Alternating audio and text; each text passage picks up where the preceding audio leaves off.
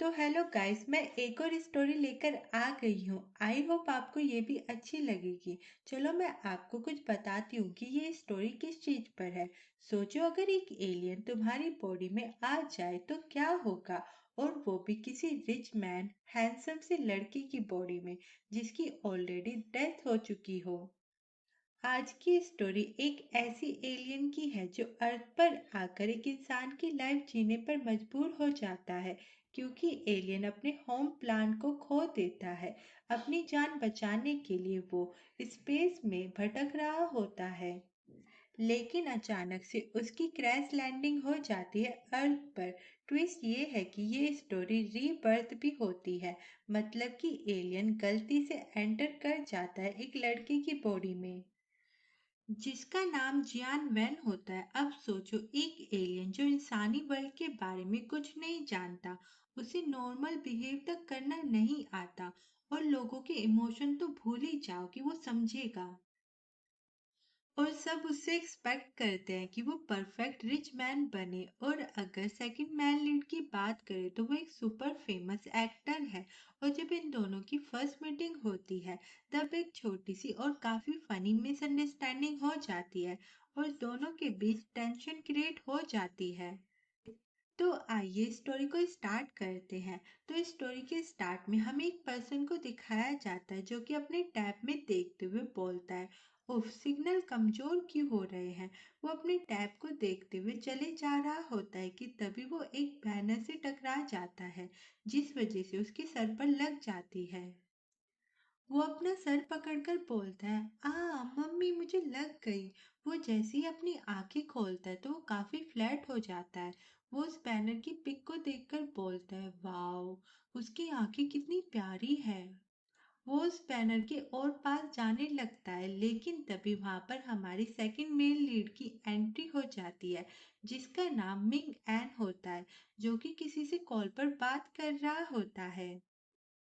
और बोलता है, उन रिपोर्टर के सवाल सुनने के बाद मुझे लगता है जैसे मेरा दिमाग सुन पड़ गया हो। क्या मैं फ्यूचर में इन परेशान करने वाले इंटरव्यू से नहीं बच सकता। कॉल वाला पर्सन बोलता है, बिग स्टार तुम ये क्या बकवास कर रहे हो। ये तुम्हारे नए ड्रामा का परफॉर्मेंस का टाइम है। पूरी कंपनी इसकी पब्लिसिटी पर काम कर रही है। ये सुनकर मिंग एन बोलता है, इस नए ड्रामा की स्क्रिप्ट एकदम बेकार है, इसमें प्रमोट करने लायक क्या है। वो ये बोल ही रहा होता है कि तभी उसकी नजर जियान वेन पर जाती है। वो उसे देखकर चिल्लाकर सोचता है, वो इंसान मेरी फोटो के साथ क्या कर रहा है।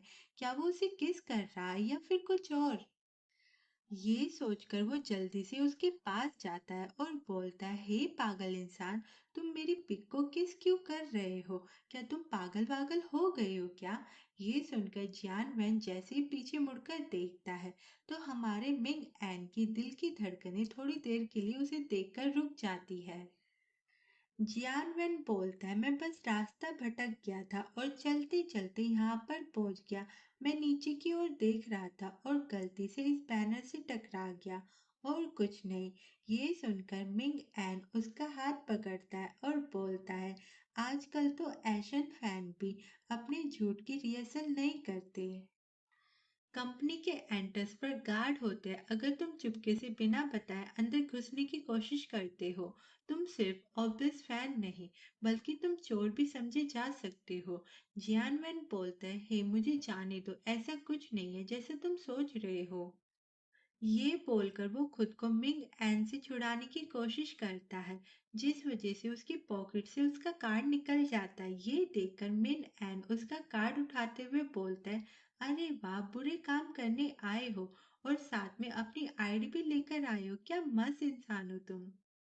ये बोलकर वो उसकी इंफॉर्मेशन देखने लग जाता है और बोलता है, ओ तो तुम्हारी एज 20 ईयर ओल्ड है, मतलब कि एक अडल्ट बॉय जो इस तरह की चोरी छिपे वाली हरकतें कर रहा है।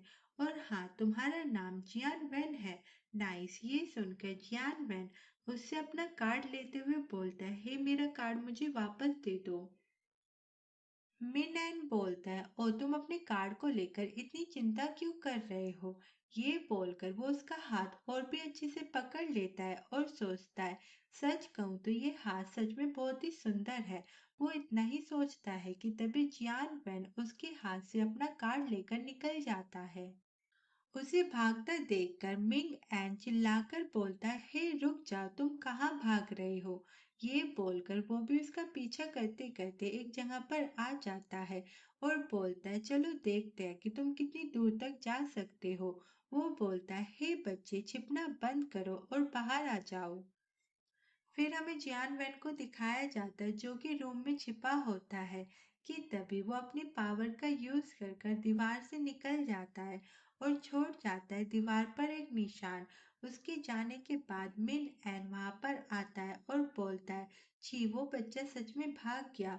वो इतना ही बोलता है कि तभी उसकी नजर उस निशान पर जाती है जिसे देखकर वो काफी ज्यादा शॉक्ड हो जाता है और बोलता है, ये तो वही क्रिप्टिड है। नहीं, ये नहीं हो सकता। ये निशान जब मैं छोटा था तो मैंने इसे अपने माता पिता के नोट पर देखा था। फिर यहाँ पर हमें थोड़ा सा मिन एंग के बचपन का सीन दिखाया जाता है जहाँ पर वो अपनी मॉम से बोलता है, मॉम, ये अजीब पैटर्न क्या है। ये सुनकर उसकी मॉम बोलते, बेटा, वो सिर्फ एक ड्राइंग नहीं है। ये सितारों की सीक्रेट भाषा, यूनिवर्सिटी की दूसरी तरफ से आने वाली गूंज है। आपके डैड और मैं इसकी खोज कर रहे हैं। ये सब सोचकर प्रेजेंट में मिन एंग बोलता है, मुझे उसे फिर से ढूंढना होगा। और दूसरी साइड हम जियान वैन को देखते हैं जो कि भाग रहा होता है और यहाँ पर हमें एक और बात बताई जाती है। जैन पीपल मतलब कि एलियन, उनके हाथ सिर्फ हाथ नहीं होते, ये उनके शरीर का सबसे खास हिस्सा होता है जिससे वो जादू करते हैं और अपनी शक्ति बढ़ाते हैं। इसलिए उनके हाथों को छूने का हक सिर्फ उनके सबसे करीबी इंसान मतलब कि उनके लवर का होता है। और हैरानी की बात यह है कि अगर कोई अर्थ का इंसान उन्हें छू भी ले तो उन्हें कोई फर्क नहीं पड़ता। लेकिन अभी कुछ अलग हुआ, मतलब कि मिन एंड के छूने से जियान वैन को कुछ फील हुआ। जियान वैन अपने बारे में बताता है। वो बोलता है, जैसे कि तुमने अंदाजा लगाया, मैं असल में जियान वैन नहीं हूँ। मैं एक एलियन हूँ जो कि सुपरनोवा जे से आया एक्सप्लोशन का टीम का सदस्य हूँ जो यहाँ से 200 प्रकार वर्ष दूर है। मैं इस अर्थ पर कुछ काम से आया था, बट अचानक मेरा प्लान क्रैश हो गया।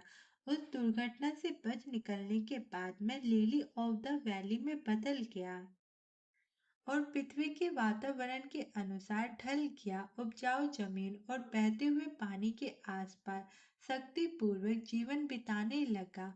मैं 2 दिन तक उस अजीब सी धरती और पहाड़ों में अकेला भटक रहा था और उम्मीद कर रहा था कि कोई मुझे बचाने आए, मगर कोई भी मुझे बचाने नहीं आया। 1 महीने बाद मैंने मान लिया कि कोई भी मुझे बचाने नहीं आएगा। इसलिए मैंने अपने डर को कम करने के लिए कुछ काम ढूंढ लिया। हर रोज मैं अपनी हथेलियों को उस जल धारा में डुबोने लगा। मुझे ऐसा करने से खुशी मिलती और मेरा मन भी हल्का हो जाता। ये लक्ष्यहीन जीवन जब तक चल रहा था, जब तक कि एक दिन मैंने उस तूफान के दौरान एक चांदी जैसी गाड़ी को चट्टान से गिरते देखा।